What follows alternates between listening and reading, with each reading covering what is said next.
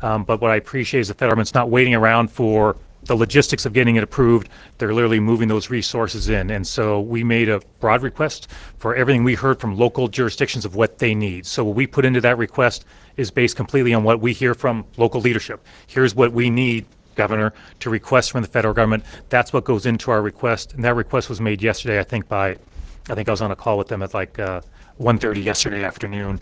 And so they have all the information they need. And just want to emphasize, we appreciate how quickly FEMA has moved so far. I think the general reference, it's fast, and we're hoping for an approval very soon. Do you have an update on how many people are unaccounted for, or do you feel like you still? I'm going to turn to the local folks on that. I'm so sorry. Sorry about that. Oh, jeez. So as I mentioned yesterday, and I'm speaking for Spokane County, the unincorporated sections of these affected fires, we had about 290 911 calls, broad ranges, not necessarily missing persons, of people we felt we should try to locate. We got through all but 14 of them yesterday. We were able to locate people by phone. I do not want people to think that we have 14 missing people. These are people who may have called for help or for help evacuating, and many of them likely did get evacuated. With poor cell phone coverage, people's cell phone batteries die, or they get to some place where they do find shelter, and we haven't been able to reach them by phone. So that's the task for, at least in Spokane County, for those 14 people that we haven't just been able to talk to in person. So I don't want to qualify them as missing people. They're people we're just trying to confirm are fine. So, and again, what we're asking the public is, if you know people who are living in these affected areas, and you haven't been able to contact them, and maybe you haven't reported them as missing, make sure you call Crime Check at 509-456-2233 and make a missing persons report. And both the city of Spokane and the Spokane County Sheriff's Office have people dedicated to working those cases.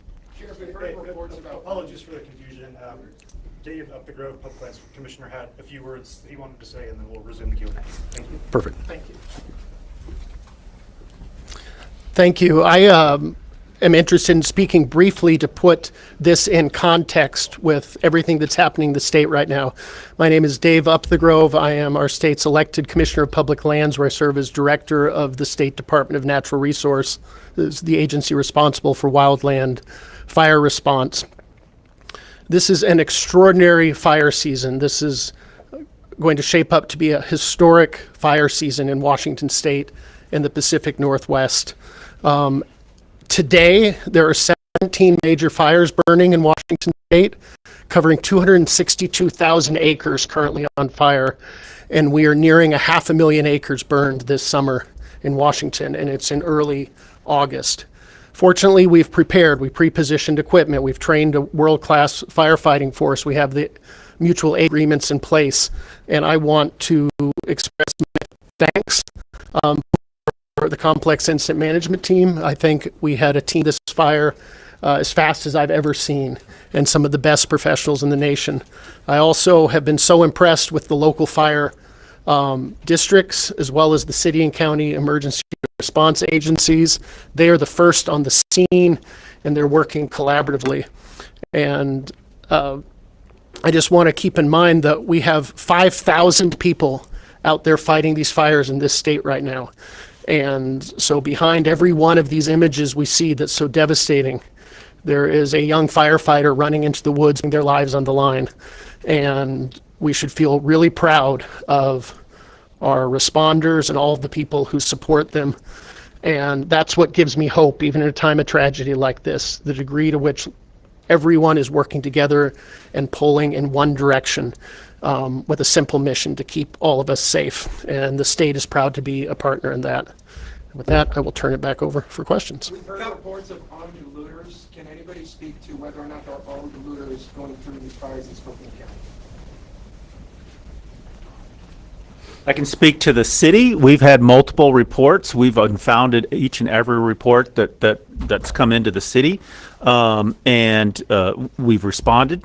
We have both National Guard, city police, and deputies working together in collaboration to protect everybody's property, and we will continue to do so, and we're using a host of different tools, technology to assist us in that effort. So at this point, no founded reports of looting or property theft. Thank you. Can We heard anything be done for infrastructure in Spokane? People on 5 Mile complaining there's only so many ways off the hill, creates traffic when it's time to evacuate. Can anybody speak to that? You know, this is something that we dealt with on Saturday while these incidents were actively moving. I think the estimate is potentially up to 65,000 people we had to move out of these areas. And if you think about what that entails, the fact that we were able to get people out of those areas within several hours in an active fire zone is pretty incredible.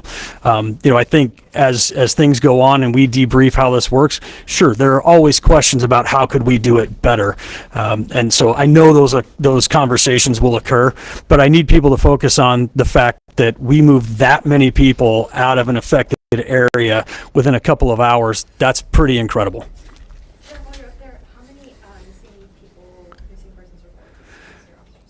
Okay, I don't know how many specific missing persons reports have come in. I just know that we had 290 various types of 911 calls that we proactively said these might be people we need to start looking for and get eyes on.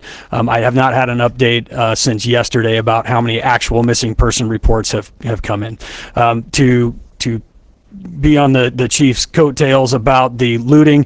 We have had reports of looters. We did make an arrest late Saturday afternoon, but not for looting. It was people who were suspicious. They had no reason to be up in the area. They had active arrest warrants, so they were taken into custody, but it was not for looting. And we have no reports of any armed looters that I'm aware of. So Was that on Francis? We heard reports of people being arrested on Francis. I don't believe that arrest was on Francis, no. Governor, it sounds like resources are already mobilizing on a national level. Any timeline on when those resources could potentially be approved and when they could arrive? So as I said before, I don't control when the federal government makes their decision, right? So that could be today, it could be tomorrow, right? I can't give you a specific answer because I don't make that decision. What I can say is, and this is based on previous experience with the historic flooding we had, we went through a very similar experience of making the request, is I can only be thankful for how quickly FEMA has responded, how quickly they met with me, how quickly they took in the request. There's a lot that goes into this, just want to be clear. And having that meeting this morning where they're already moving resources into the state, it's my understanding some resources are literally already in the state. I don't have more details on that yet. I'll need to have another call with my team to get that. But my understanding is things are staged here literally in Washington state already on many of the resources I've talked about. So it's up to the federal government. But from President Trump to Secretary Mullen to FEMA, we've had only productive conversations and responsive conversations. And so I'm very optimistic that they will grant it and hopefully very soon. Thanks. There Yep. was an update in the number of structures destroyed and an update on containment this morning. Also, the number of structures, was the 700 all in, among all the fires or specifically in one of the fires? So total structure loss that we have now, the numbers that we have now are just over 700. However, we have at the perimeters of all three fires are questions about is that burned vegetation or structures? And this is because our imagery is coming from satellites. We've had a flight this morning at 9 a.m. We have a flight this afternoon. We have aerial supervision over the area during the afternoon. And the goal is to get to your question to find out exactly what is burned. Simultaneously, there are multiple crews in neighborhoods today that are going house by house, structure by structure, and putting on a virtual map indicating where the burned homes are, where the losses are. It's going to take a few days to get solid numbers just because of the complexity, the volume of loss, the geography, and our priority right now is we have a firefight going on, and we're taking care of that right now. We're going to prioritize life and property first, and then we're going to work into the damage assessment component of this incident. And then just to clarify, when you say 1,100 question marks, you're trying to figure out if there are 1,100 additional structures, or that's the estimate? Somewhere between 700 and 1,100 is the question mark right now. And I want to be very, very clear. These numbers are preliminary, and this is a complicated, complex process of determining total structure loss.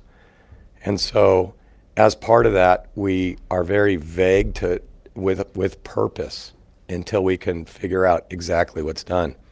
To us, the right way to do this is with boots on the ground that are actually looking at every single building, outbuilding, shop, home, commercial structure to validate the total numbers.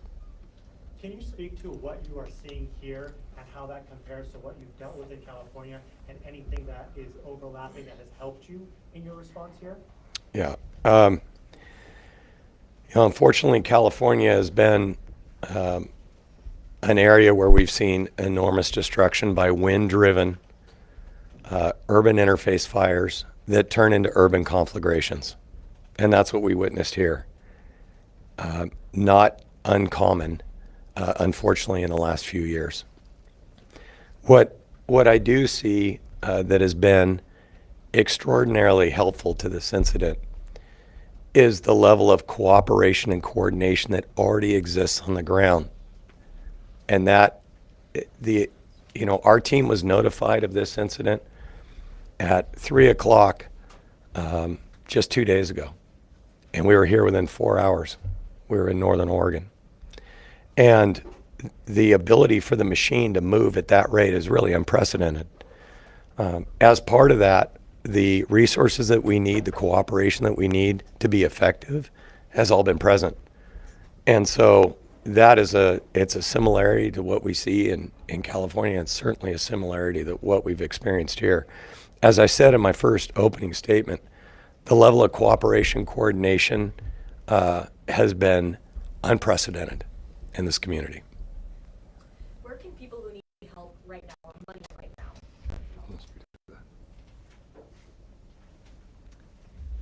If folks have evacuated from their home, they should seek shelter at one of the many shelters across the state of Washington, specifically here in Spokane.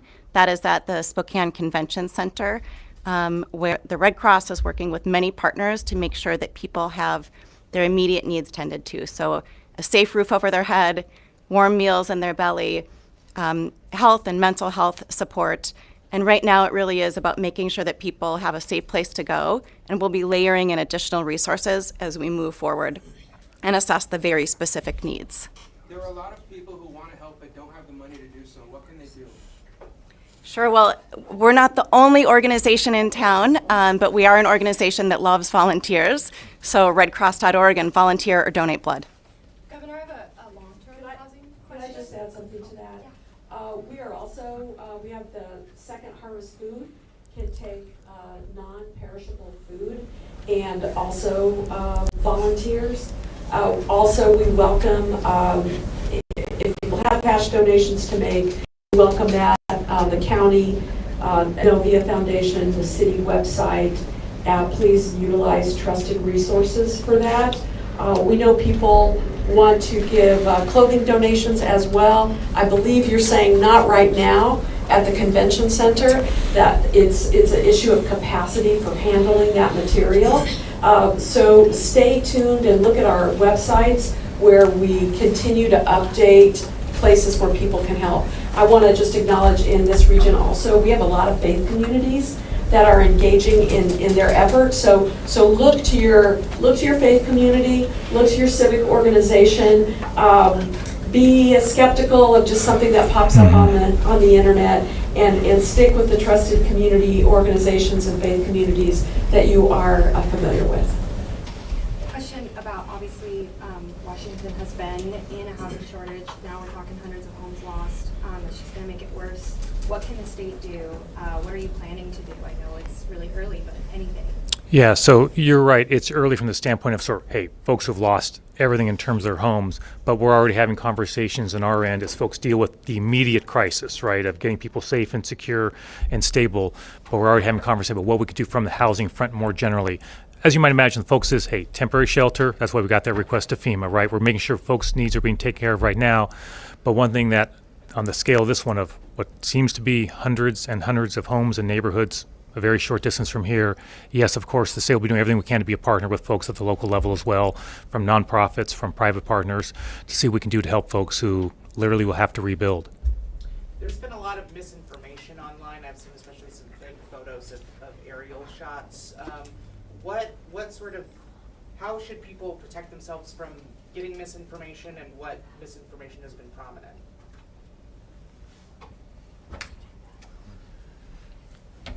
Well, it's interesting, and it's just like any information we consume online. Go to trusted sources, and know that there are people out there putting out information that is not accurate and not true, and people are putting a lot of opinions out there online and what they see. And the reality of it is go to trusted news organizations that you know. Look to official media channels like websites from the county, the city, the state, the federal government. We are going to give you information that is accurate and true. There is a lot of speculation about any number of things that you'll see online, and you should probably be suspicious of a lot of it. And if it's too good to be true or sparks significant emotion, it's probably not accurate.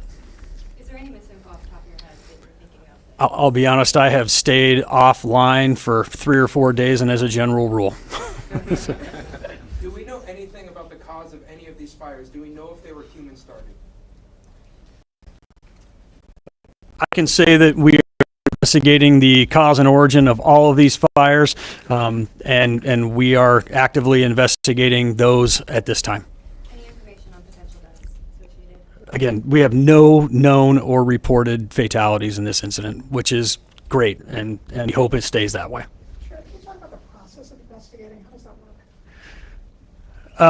It's complicated because every situation is different. Are you talking about investigating missing persons, or so we're working hand in hand with arson investigators and fire investigators, not necessarily just arson, right? To determine how these fires may have been started, or what the origin and cause are. Specifically right now, DNR investigators here, and each of our fire jurisdictions have trained fire investigators that we work closely with. Spokane County has several detectives who have also been trained to investigate these fires, and we're looking into all of them. So it sounds like the Autumn Lane fire is the one that I'm hearing some concern right now. Are there still homes burning the Old Trails fire or the Fairview fire? Leave it up to the fire team to answer that. You're accurate that Autumn Lane is our primary concern right now. Fire was very active last night. It's active again this morning. Our focus, and as I stated earlier, we're still in our firefight, it's because we're in a firefight in Autumn Lane. We're moving resources over there for structure protection. We've had an overwhelming amount of aerial assets available to us on the ridge lines that are helping out. We've got some of our best firefighters on the ground, our hotshots, that are in there as well. Every resource that we have available, we're moving to that section. But I'll also remind you, we still have 2 large fire footprints with active fire interior to them. And the last thing we want to do is have a burned home and the embers of that home ignite a neighbor. And so we're in the process of trying to cover all those bases at the same time. Does that mean structure protection that's really happening with Old Trails and Fairview? Yep, structure protection is our primary mission, to try to protect those structures after we've already evacuated the folks. And how many structures are under threat right now, especially? It's over 10,000. It's in the tens of thousands that are threatened. Now that's a big box, but we operate in large boxes for safety, and it also gives us ample opportunity for planning purposes as we're looking out 3, 4, 5 days ahead. With the structures that have burned, the 700, is there any breakdown between the 3 different fires or areas where that has happened? I think not specifically right now, but we all know that the primary driver of that fire was the initial fire that came off the hill.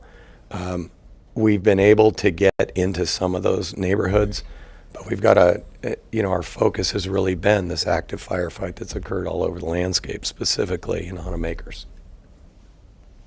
Any idea how many evacuees there are right now? Is it those 60,000 or more? So I'll tell you what I know. I'd also defer to maybe the mayor or Red Cross, but the numbers I have are 67,000 people are under evacuation. Now did all of them leave? Maybe not necessarily. But to the sheriff's point, a Herculean effort occurred the other day with 60,000 people being moved without injury That is phenomenal. That is phenomenal. Could you rank the fires from worst to least worst, just for perspective? And then also, was there any like pre-treatment work done on any of those fire start locations? Won't be able to answer the second part of your question, but to the first part, they're all bad. I'm not going to rank them. People have lost their homes. They've lost their livelihoods. They've lost family memories. And whether you're in one fire or the other, it really doesn't matter. As far as extensiveness and how many homes are, I guess, estimated to be lost in each fire? I'd like to give it a few days before we lay all of that out. We've still got quite a bit of work to do. I can speak to treatments. Yep. Speaking to the question about work prior to fire season, I can't speak right now specifically to which areas were treated, but the state has invested a record amount of funding in forest health, specifically things like fuels reduction to reduce the spread of fire, prescribed burns that slow the spread of fire, the creation of fire breaks, and we prioritize that work in ways that are designed to protect high-value assets. So I suspect that we have done some work in these communities designed to try to slow the spread of fire. And throughout the state, we have lots of examples, and we can look for some in this community where that work has paid dividends, where fire slows down as it enters a section of forest that has been treated with fuels reduction prescribed burns. That's the kind of preparation that's so important here. So the Department of Natural Resources can get you more specifics, but it would not surprise me if some of that work was in this community. Again, we're going to cut it there. I'm sure some of the local elected officials and fire staff would be around for stand-up interviews if you want to do that. But thank you all for joining us today.